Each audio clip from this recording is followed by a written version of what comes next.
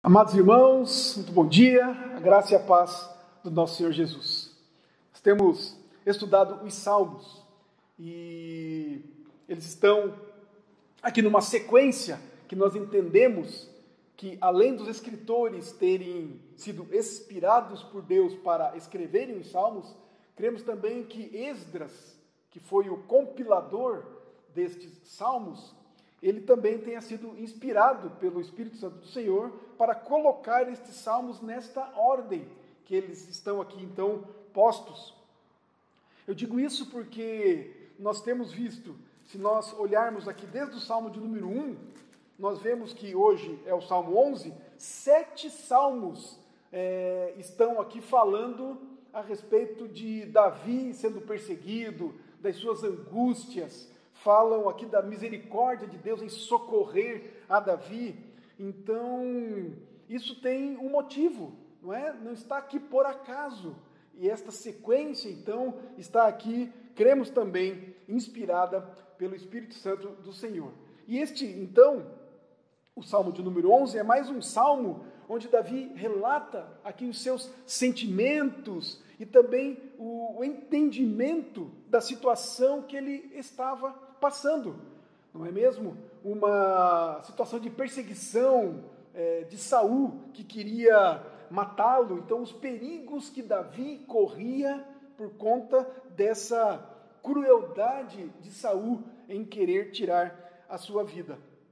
E este salmo, então, de número 11, ele é dividido em duas partes. Na primeira parte, Davi vai lembrar das tentações que ele sofreu e da ansiedade que ele passou durante esse tempo em que foi perseguido por Saul.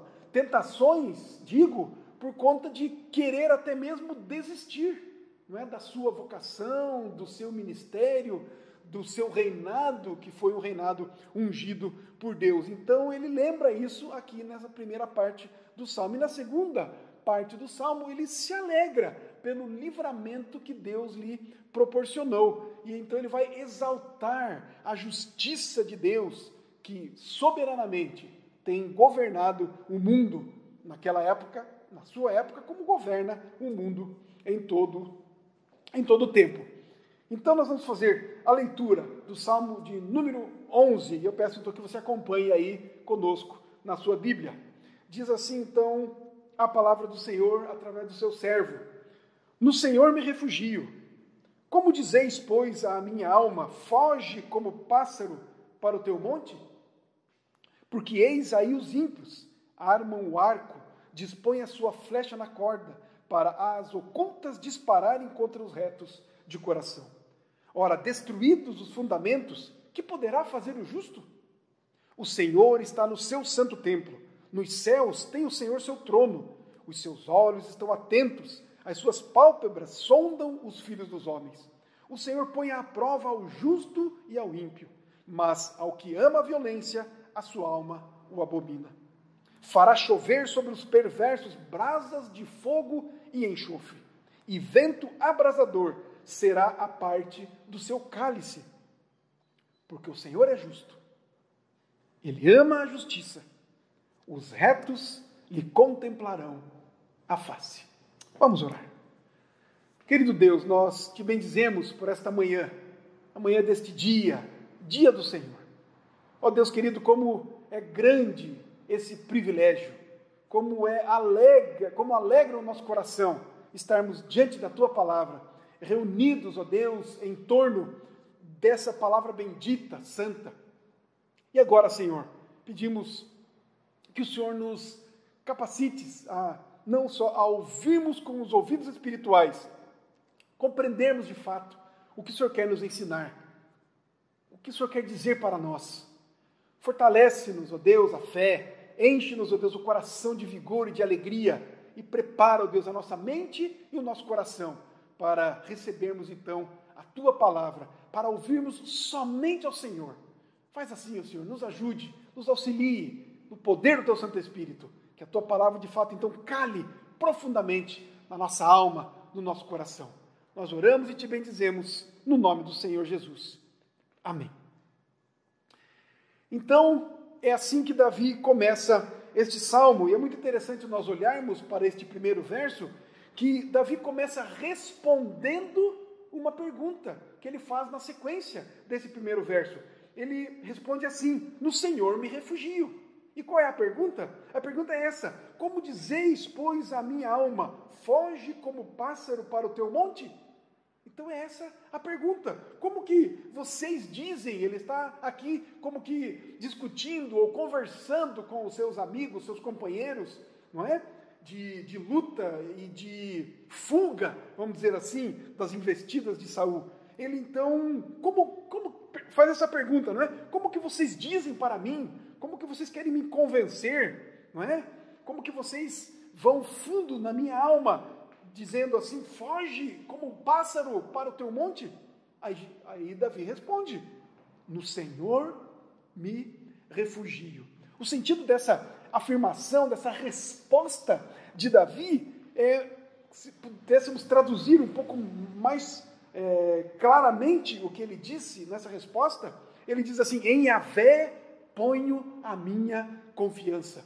Vocês dizem para eu fugir, para eu largar tudo, para que eu seja preservado, para que a minha vida seja preservada, mas eu digo para vocês: em Yahvé eu ponho a minha confiança. Então, nesse primeiro verso aqui, parece que Davi, respondendo então a esses seus amigos, parece que ele está então se queixando ali dos seus companheiros. Os seus conselheiros parece que estavam dizendo para ele fugir, de fato, pois a perseguição de Saul seria intermitente. Jamais Saul desistiria dessa perseguição e de matar a Davi quando o encontrasse. A crueldade de Saul era tamanha que ele perseguia com unhas e dentes, podemos dizer assim, a Davi. Pois, de fato, não é? Saul já estava deposto espiritualmente, não é? Do seu posto, do seu reinado, da sua posição, e Davi já era ungido rei. Então, Saul, de fato, queria eliminar a Davi. E Davi, de fato, ele não tinha lugar, então, de descanso. Não tinha tempo algum para, de fato, descansar a sua mente, para esquecer-se dessa perseguição, para desligar-se, não é? Porque a qualquer momento Saul poderia encontrá-lo. Então, durante esse tempo da perseguição de Saul, Davi, de fato, não tinha um lugar seguro para se esconder. E ele se queixa aqui, então, provavelmente, porque ninguém dos seus amigos se dignou em oferecer a ele um abrigo. Um lugar que ele pudesse ser amparado enquanto ele era um fugitivo. Não é de se queixar mesmo? Que amigos são esses? Nas horas de dificuldades, não aparece um sequer em sua defesa. Aparecem para lhe dizer-lhe que fuja, que desista do seu posto, da sua função, do seu reinado, da sua vocação. Para isso eles aparecem, mas para lhe oferecerem um abrigo, para lhe protegerem, para caminhar com ele, para cuidarem dele. Não, nas horas de dificuldades, os amigos somem, desaparecem. Mas ele diz: não vou fugir. O meu lugar é aqui, junto com o meu povo, para liderá-los. É que eu fui ungido. O Senhor que me ungiu é o mesmo que vai cuidar de mim. Não tenho lugar de refúgio com nenhum de vocês. Vocês não vão me cuidar? Deus é o meu refúgio. Essa é a resposta de Davi para esses seus amigos. Nele, no Senhor, em Yahvé, eu ponho a minha confiança. Eu não dependo das coisas, não dependo de vocês. Eu tenho esse entendimento, eu tenho esse relacionamento com Deus, eu conheço esse Deus. É nele que eu ponho a minha confiança. Mas tem mais, queridos. As angústias, as ansiedades de Davi durante esse tempo de perseguição não eram apenas pelas questões físicas. Não era apenas pelo fato de ele perder a vida, ou antes disso, perder o reinado. Eram as questões espirituais que mais o angustiavam. pois ele sabia que era o rei. Ele sabia que era ungido, que fora ungido pelo profeta para reinar sobre o povo de Deus. Era muito mais do que liderar uma nação, do que cuidar das questões comerciais e políticas. Era muito mais do que cuidar da alimentação do povo, da produção, para que de fato o povo fosse sustentado e arrumar trabalho para o povo, ou proteger com o exército a invasão dos inimigos e cuidar então da nação. Era muito mais do que isso, ia muito além do que isso, mas ele estava sendo tentado a desistir da confiança em Deus. A fraqueza da carne que esses seus amigos estavam infringindo, estavam ameaçando, estavam ali levando, portanto, a Davi ao desespero. Mas ele conhecia o seu chamado. Ele sabia da sua vocação. Como disse, era muito maior do que apenas cuidar fisicamente de um povo. Era uma questão espiritual, era um chamado de Deus, era uma função, um ofício designado pelo próprio Deus, era uma questão espiritual, não só para ele, como dele para com o povo de Deus.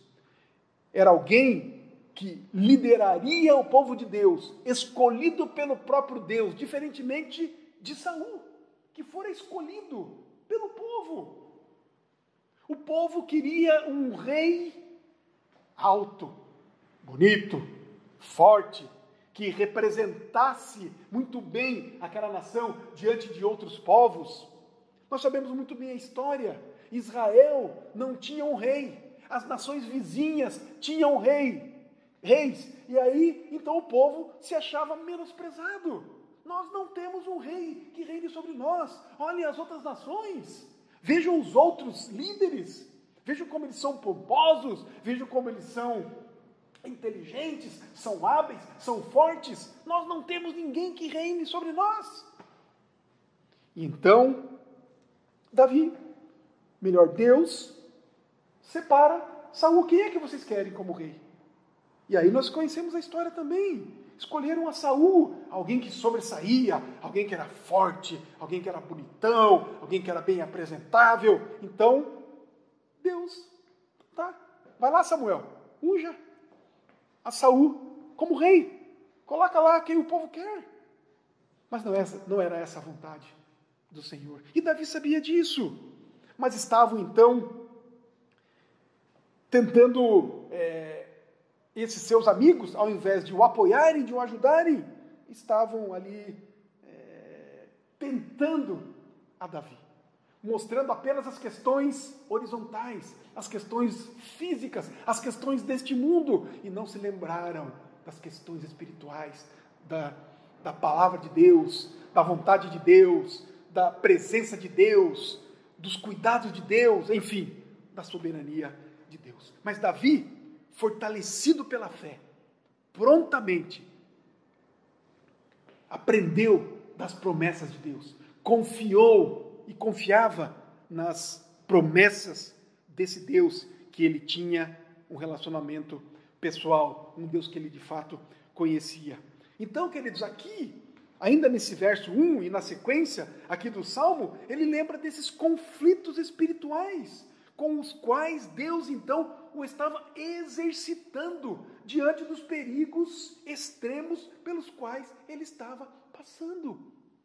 Queridos, Davi entendia isso muito bem. Ele sabia que essas dificuldades, essas perseguições, esses terríveis ataques de Saul e depois, mais adiante, do seu próprio filho Absalão, ele sabia que era o próprio Deus o colocando à prova. Porque nessas dificuldades Davi crescia, a sua fé era fortalecida, o seu relacionamento com Deus era cada vez mais aproximado. Ele sabia que era isso que Deus estava colocando nele.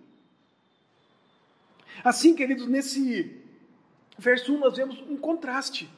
Enquanto seus companheiros o advertiam a deixar o país e fosse para um lugar onde pudesse se esconder, pois em Israel ele não mais poderia viver, a não ser que renunciasse ao reinado, ele contrasta com esse conselho perverso, não é? Que estava recebendo, com um escudo da sua confiança em Deus. Esse contraste então.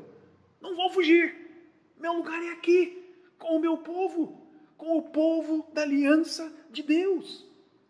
Irmãos, esse verso então nos ensina que por mais que o mundo e quem quer que seja nos odeie e nos persiga, nós devemos continuar firmes em nosso posto, para não nos privarmos do direito de reivindicar as promessas de Deus, ou para que essas promessas não nos escapem. E por mais que sejamos atacados, devemos continuar sempre firmes e inabaláveis na fé e na vocação que nós fomos chamados. Queridos, nós somos tentados dia a dia a desistirmos, especialmente a desistirmos de andar com Deus. Como vimos semana passada, parece que Deus está longe, parece que Deus não nos vê, parece que Deus, de fato, não se importa conosco. E as coisas vão acontecendo, as provações vêm chegando, as dificuldades vão se avolumando, e nós somos tentados a largar, a deixar, a fugir, a se esconder. Mas fiquemos firmes. Temos um chamado, temos uma vocação, temos um serviço, temos uma obra a concluir. Davi tinha o reinado para fazer, para cumprir. Não só, como disse, as questões da nação, as questões horizontais, físicas, materiais. Não, eram questões espirituais. Assim nós. Tudo que fazemos, queridos, não são apenas questões físicas, questões que podemos ver, sentir, tocar. As nossas questões são espirituais, vão muito mais além. Temos um chamado, temos uma vocação. E por mais que as dificuldades apareçam, por mais que o inimigo nos ataque, por mais que pessoas nos advirtam, nos insinuem, nos tentem a fugirmos, a deixarmos para trás, temos uma vocação, temos um chamado, somos filhos de Deus, Ele nos chama para a sua obra, vamos cumpri-la, vamos buscar o Senhor, nele temos refúgio, nele colocamos a nossa confiança. Olha o verso 2. Porque eis aí os ímpios, armam o arco, dispõem a sua flecha na corda, para as ocultas dispararem contra os retos de coração. Os ímpios estão aí, as dificuldades vão aparecer, eles estão aí com o arco armado, a flecha pronta, e a qualquer momento vão disparar contra nós. Davi então continua o seu relato das terríveis circunstâncias às quais ele se encontrava. Seu objetivo é não só mostrar os perigos com que ele se via cercado, mas também nos mostrar que ele estava exposto até mesmo à própria morte. Ele afirma que se escondia onde quer que podia e que era-lhe impossível escapar das mãos dos seus inimigos. De fato, o exército de Saul era muito maior do que o próprio Davi. Israel não era tão grande assim. Saul certamente tinha informantes pelo reino, onde facilmente poderia descobrir a localização de Davi. Então, Davi registra aqui a situação extremamente difícil que ele estava passando, que ele sofreu, mas para mostrar a extraordinária graça de Deus no livramento que concedeu a ele mais tarde. Pois sabemos que Davi fora morto depois, que o próprio Absalão mais tarde também morreu, todos eles querendo tomar o reino de Davi, a sua coroa, mas sabemos que Davi foi preservado. Então Davi faz esses relatos todos para de fato não apenas mostrar o seu sofrimento, a sua angústia, não, ele faz para mostrar a graça de Deus, o cuidado de Deus, a vitória dele em Deus, a preservação do Senhor, pois no Senhor é que ele punha a sua confiança. Observemos então, queridos, aqui nesse verso 2, a ação desses ímpios, não é? Eles se preparam, eles estão prontos, eles armam um arco, preparam a flecha e estão às ocultas, eles vão nos perseguindo e prontos para atingir, para encontrando Davi para matá-lo. É que não havia então mais lugar que Davi pudesse se esconder, em que uma flecha não pudesse o encontrar. E portanto, em qualquer caverna que ele se escondesse, ele não poderia ser livrado da morte. Os seus amigos e companheiros eram um número muito menor do que o exército de Saul, não conseguiriam defendê-lo. Era assim que os ímpios faziam, e era dessa maneira que Davi tentava, então, se esconder, fugir, mas ele sabia onde ele deveria colocar a sua confiança. Olha o verso 3, ora, destruídos os fundamentos, que poderá fazer o justo? Essa é uma metáfora que Davi tira aqui, e é tirada de uma construção, por exemplo. Quando uma construção é destruída, e se transforma num monte de entulhos, quando todos os seus alicerces são derrubados. E assim que Davi se queixa, que aos olhos do mundo ele se achava completamente subjugado, visto que tudo quanto possuía estava completamente destruído. O que fazer? O que um justo pode fazer quando tudo aquilo que poderia protegê-lo está destruído? É a parte B do verso, a pergunta que ele faz, não é? O que poderá fazer o justo? Ele lembra mais uma vez que ele era perseguido tão cruelmente e que essa perseguição era muito mais do que ele entendia que ele merecia. O que poderá fazer o justo? O que eu posso fazer? Mas o que o encorajava a confiar em Deus era o fato de que Deus agiria com justiça em seu favor. Deus estava ao seu lado e lhe seria favorável. A palavra de Davi aqui, ela é muito clara, no sentido de dizer, de mostrar, de proclamar, de que ele não lhe adiantaria colocar a sua confiança no seu exército, nos seus amigos, na proteção de uma caverna, de uma fortaleza que fosse. O que poderá fazer o justo? Exatamente isso, nada. Olha o versículo 4, é por isso que ele vai para o versículo 4. Olha o que ele diz: o Senhor está no seu santo templo. Os céus têm o Senhor, nos céus tem o Senhor o seu trono. Os seus olhos estão atentos, as suas pálpebras sondam os filhos dos homens. O Senhor está no seu santo templo. Davi então reconhece e se alegra na certeza do favor de Deus. Ele se vê sem apoio dos seus amigos, que na verdade o estão aconselhando a desistir. Mas ele, sem o apoio então, e sem o auxílio dos seus amigos, dos seus companheiros, dos seus conselheiros, ele recorre à providência de Deus. É uma prova visível de fé. Tomar e apropriar-se, por assim dizer, do céu, das coisas de Deus, do próprio Deus, da luz de Deus, da direção de Deus, que nos guia a essa esperança de salvação, quando nós nos vemos então cercados neste mundo, quando vemos trevas de todos os lados.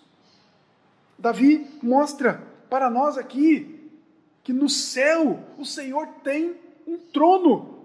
O Senhor está no seu santo templo. Nos céus tem o Senhor o seu trono. O que ele quer dizer com isso? Davi não está dizendo apenas aqui que Deus está no céu, que Deus habita nos céus. Mas Davi está dizendo que, além disso, Deus reina lá. De lá, Ele comanda todas as coisas. De lá, Deus, do seu palácio, Deus tem o seu tribunal. De lá, Ele vê todas as coisas. De lá, Ele julga todas as coisas.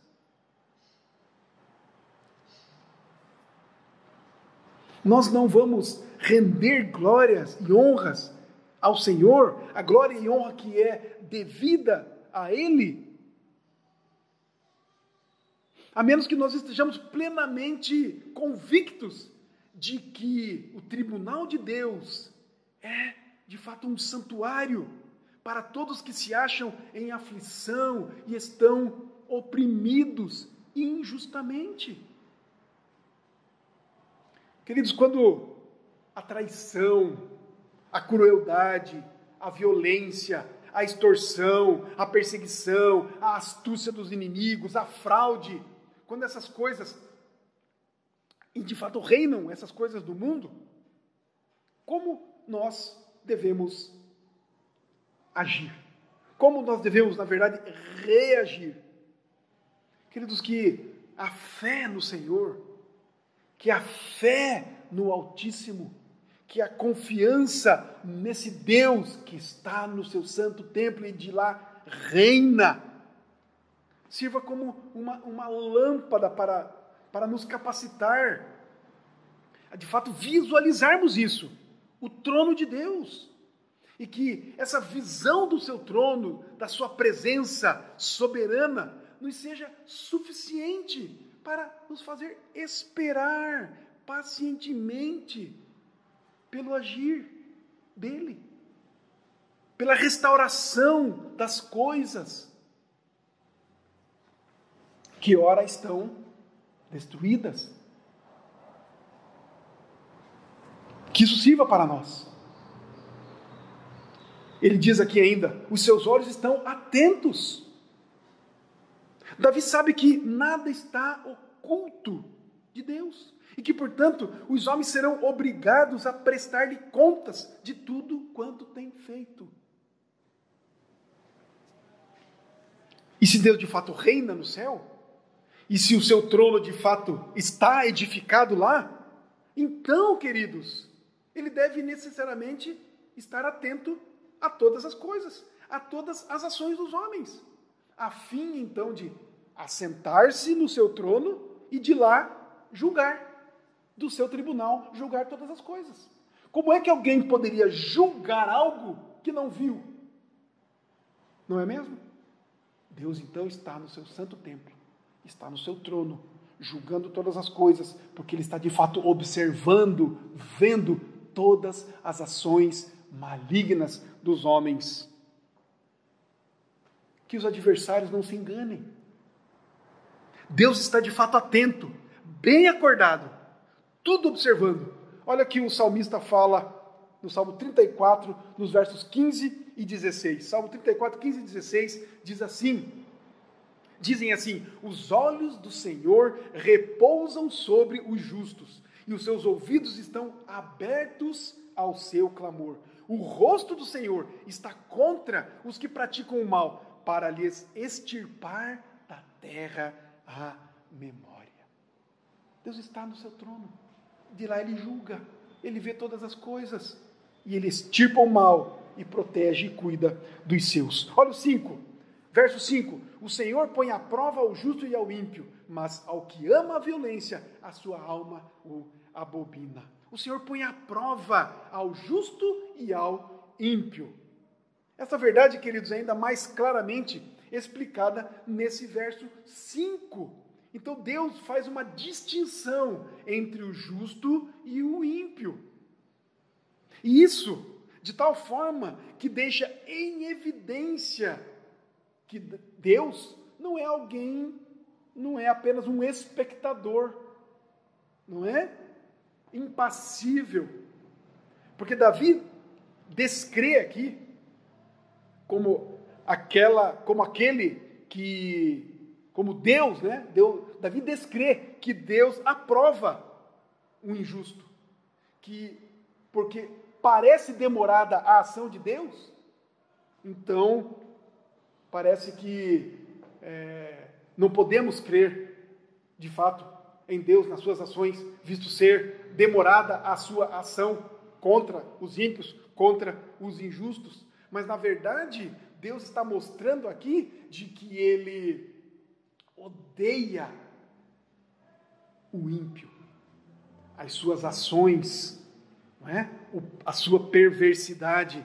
Davi afirma aqui que Deus de fato investiga os atos de cada pessoa profundamente, com o objetivo então de fazer essa diferenciação entre as atitudes do ímpio e as atitudes e ações do justo.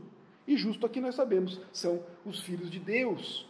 Afirma também então que Deus odeia aqueles que cometem injúrias e que praticam o mal. Portanto, queridos, a fim de preservar o seu caráter santo, Deus é santo, a fim de preservar então o seu caráter, Deus tem de ser inimigo dos perversos, os quais então cometem injustiça contra as criaturas, quaisquer que sejam, e especialmente contra os filhos de Deus. E o que ele vai fazer então? Qual é a reação de Deus? Qual é a ação de Deus contra os que praticam o mal? Contra os perversos? Contra os que se opõem a Deus e que perseguem a sua criação e que perseguem ainda mais os seus filhos? Olha o verso 6. Fará chover sobre os perversos brasas de fogo e enxofre, e vento abrasador será a parte do seu cálice. Então, queridos, Davi aqui em último lugar estabelece como uma verdade inquestionável que, embora Deus por algum tempo permaneça quieto e demore em agir, o momento da vingança certamente virá. Em primeiro lugar, visto que o tribunal de Deus permanece firme, sólido e inabalável, ele, em primeiro lugar, se sustenta e se conforta à luz da consideração de Deus, lá do alto, que lá do alto atenta para todos os feitos aqui embaixo. Davi, então, com esta palavra, ele está dizendo para nós que sabe, que entende que Deus lá do alto vai tomar as suas atitudes, as suas ações. Em primeiro lugar, essa confiança que Davi tem. Em segundo lugar, ele considera que a função de um juiz, e o juiz é Deus, um juiz justo, santo e o Todo-Poderoso, requer, à luz do que ele, Davi, conclui, que essas ações humanas não vão escapar, de fato, dos exames, dos olhos de Deus. Então, que embora não puna os seus maus feitos imediatamente, Davi sabe que Deus se ira contra o pecado, que Deus odeia todos os que praticam males, pecados, aqueles que andam de fato em rebeldia contra Ele, que andam nas trevas. E finalmente então, nesse verso, Davi acrescenta que, já que Deus se arma com poder, tal ódio não será em vão nem ineficiente. De fato, a ira de Deus contra aqueles perversos, contra os que praticam o mal, não será em vão. De fato, Deus vai fazer. Mas enquanto Deus adia a aplicação desse castigo, é importante, e Davi mostra isso para nós, o conhecimento da justiça de Deus. Pois conhecermos a justiça de Deus é uma poderosa influência para a manutenção da nossa fé, até que realmente comprove que jamais Deus se apartou da sua torre, não é, de vigia, jamais dormiu, jamais se esqueceu, jamais deixou o seu lugar, jamais deixou de colocar os olhos sobre toda a terra. E é de lá, do seu céu, do seu templo, que ele supervisiona, então, todas as ações humanas. E o que ele vai fazer, então? Fará chover sobre os perversos brasas de fogo e enxofre. Aqui ele faz uma alusão a Sodoma e Gomorra. Não é mesmo? O que é que Deus fez com Sodoma e Gomorra? Quando viu toda a perversidade, as trevas dominando aquele povo daquelas cidades e das circunvizinhanças, o que é que ele fez? Fez chover fogo e enxofre e eliminou todos os habitantes daquelas cidades, com exceção de Jó e a sua família. Porque ele tirou de lá o justo, Jó não, Ló, com a sua família. Deus, portanto, queridos, começa a sua vingança fechando contra os perversos todas as vias de escape. E quando, então, os tem presos, ele despeja sobre eles de forma assustadora e terrível. Da mesma forma como consumiu Sodoma e Gomorra e as cidades vizinhas, com fogo e enxofre lançados do céu. Davi, portanto, queridos, afirma que certamente haverá uma recompensa instituída para os ímpios. Lembram-se o que vimos semana passada? Qual é o salário do pecado? Qual é o pagamento pelo pecado? Qual é a recompensa pelo pecado? É a morte. Então a recompensa para esses ímpios, a recompensa para aqueles que não buscam a Deus e que vão contra o Senhor, contra o ungido do Senhor, contra aqueles a quem Deus chamou para si, vai ser em vão a resistência desses ímpios. Eles não terão saída quando o Senhor de fato se apresentar, quando o Senhor de fato resolver agir contra eles. Aqui diz, não é? No final, será a parte do seu cálice, quando encher-se o cálice da ira do Senhor. Deus vai derramar sobre eles. Ele vai beber, eles vão beber desse cálice. E não vai ser de gotinha em gotinha, vai ser tudo de uma vez. Mas uma taça repleta, cheia, eles vão ter que bebê-la toda. Olha o que o profeta Ezequiel diz, capítulo 23, versículo 34. Tu o beberás e esgotá-lo-ás, e lhe roerás os cacos, e te rasgarás os peitos, pois eu o falei, diz o Senhor Deus. Falando contra os ímpios, contra os perversos. Mas por fim, queridos, olha o verso 7. Porque o Senhor é justo. É por isso que ele age assim. Porque ele é justo. Porque ele ama a justiça. E os retos lhe contemplarão a face. Então Davi esteve aqui justamente ponderando sobre o ofício de Deus como juiz. Um reto juiz, um justo juiz que punirá os perversos. E agora, à luz dessa natureza de Deus, ele conclui que Deus será, de fato, o defensor dos bons, dos retos, do seu povo. Porque, visto que Deus, de fato, é um Deus justo, Davi mostra que, em consequência disso, Deus ama a justiça. Pois o contrário disso seria negar-se a si mesmo.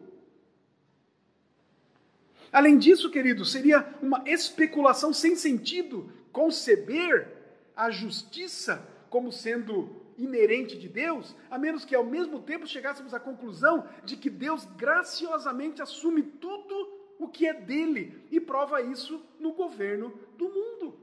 Literalmente, então, queridos, a justiça é muito agradável a Deus e, portanto, ele favorece as boas causas, as boas obras, as boas ações. De fato, o salmista conclui aqui que os íntegros são objetos do prazer de Deus. Seu semblante aprova os íntegros.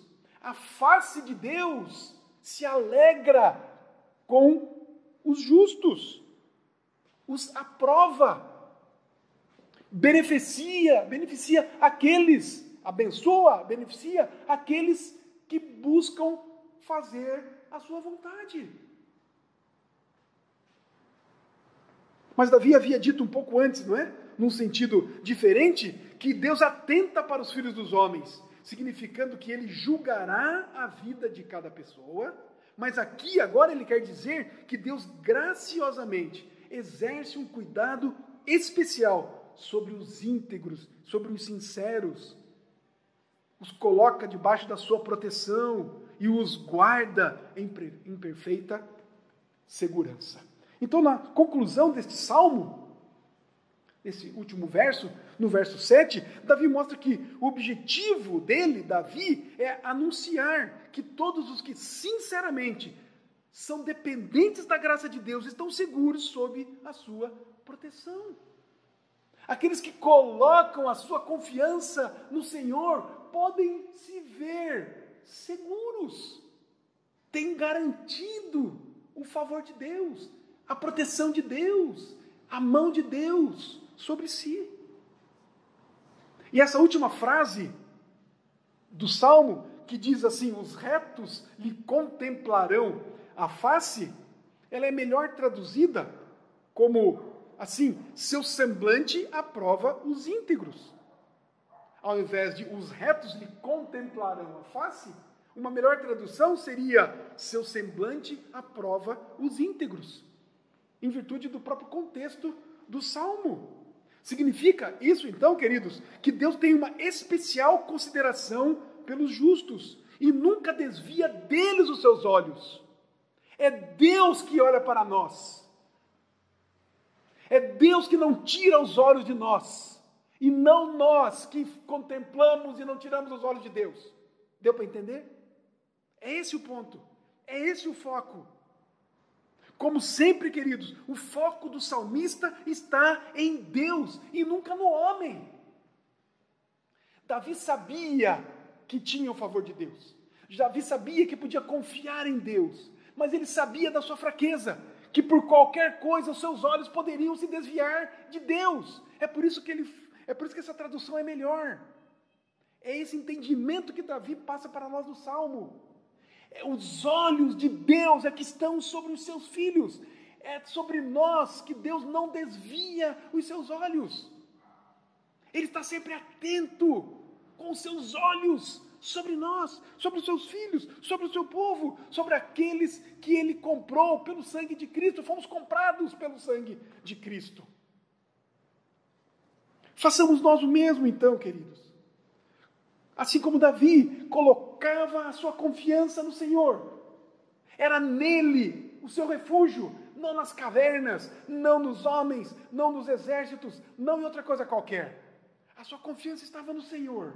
Façamos nós também o mesmo. Coloquemos nós toda a nossa confiança nele. E saibamos, nos lembremos, jamais nos esqueçamos que os olhos do Senhor estão sobre nós, porque Ele nos comprou com o sangue do seu próprio Filho. Em nome de Jesus. Amém. Vamos orar? Pai bondoso, te bendizemos por tamanha graça, tamanha bondade, tão imenso amor. Obrigado, Pai, porque os teus olhos estão sobre nós. Obrigado, Pai, porque assim o Senhor vai implantando em nós cada vez mais fé e confiança no Senhor, nas suas promessas. Ó Deus querido, nos ajude a jamais tirarmos os olhos do Senhor, assim como o Senhor nunca tira os olhos de sobre nós. Louvado seja o teu nome, ó Deus. Que grande privilégio é sermos teus filhos, sermos cuidados pelo soberano Senhor, justo, perfeito, amoroso, o Senhor sobre todas as coisas, o Senhor sobre toda a terra, o Senhor sobre todo o universo. Graças damos ao Senhor por tão grande amor, tão grande bondade. Ó Deus querido, louvamos o teu nome. Deus querido, aplica essa palavra ao nosso coração, à nossa alma, todo o nosso ser. E assim, ó Deus, alegra-nos, ó Deus, encoraja-nos, fortifica-nos, ó Deus, a fé, para vivermos, caminharmos diante desta vida, diante deste mundo, nesse dia a dia tão obscuro, tão difícil, tão duro, tempos tão terríveis que todos temos vivido. Ó Deus amado, obrigado, porque os teus olhos estão postos sobre nós. Dá-nos, ó Deus, uma semana cheia da tua graça, cheia do poder do Senhor, cheia da tua presença do teu Santo Espírito, presença da tua palavra, presença de Cristo em nós. Faz assim, Pai. Ajuda-nos, encoraja-nos, fortalece-nos. É assim, ó Deus, que oramos. É assim, ó Deus, que declaramos a nossa dependência do Senhor. É no nome santo, precioso, poderoso, o nome do nosso Senhor Jesus Cristo, que oramos. Amém. Que a graça maravilhosa do nosso Senhor e Salvador Jesus Cristo, que a presença do Pai nos abençoando e o Santo Espírito do Senhor nos cuidando, nos avivando a fé, nos enchendo das virtudes do Senhor, estejam conosco, povo de Deus aqui e por toda a terra, hoje e para todo sempre. Amém.